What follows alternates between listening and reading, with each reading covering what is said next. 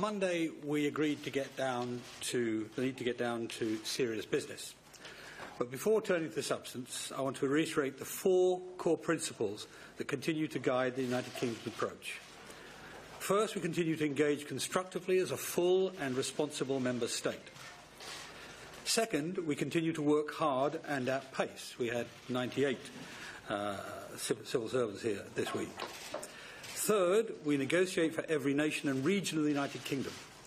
Our goal is to secure a deal that works for all parts of the country. And finally, we will keep Parliament and the public informed as negotiations unfold.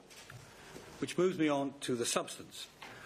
Overall, I am encouraged by the progress we have made on understanding each other's positions on citizens' rights, the financial settlement, the first meetings of subgroups on separation issues, and on the issues around Ireland and Northern Ireland.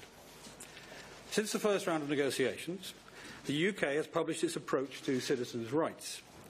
The talks this week have demonstrated this is both a fair and serious offer. I am pleased by the progress we have made. We've looked at each other's proposals in depth and identified many concrete areas where we agree, as well as areas where there will be further discussion and which will be a priority for the next round, as Michel said. We've also agreed to publishing a joint paper today that sets out the many areas of convergence in our proposals and the areas we need to prioritise for future discussion in our future rounds.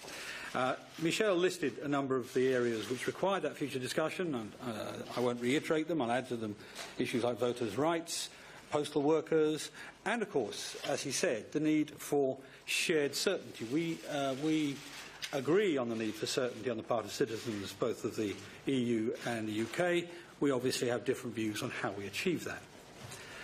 On financial settlement, we both recognise the importance of sorting out the obligations we have to one another, both legally and in a spirit of mutual cooperation.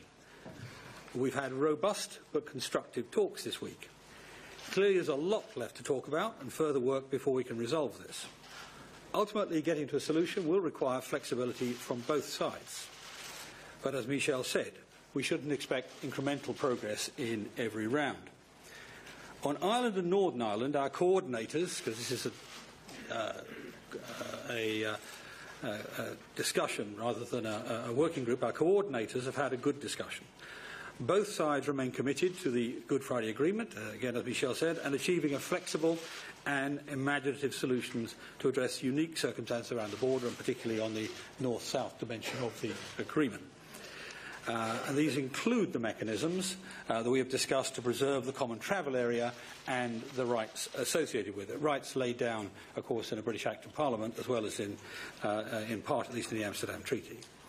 On separation issues, we've made progress on a range of issues. Michel mentioned most of them. Euratom, legal cases pending before the European Court of Justice, and administrative procedures before the Union institutions, and, of course, goods on the market.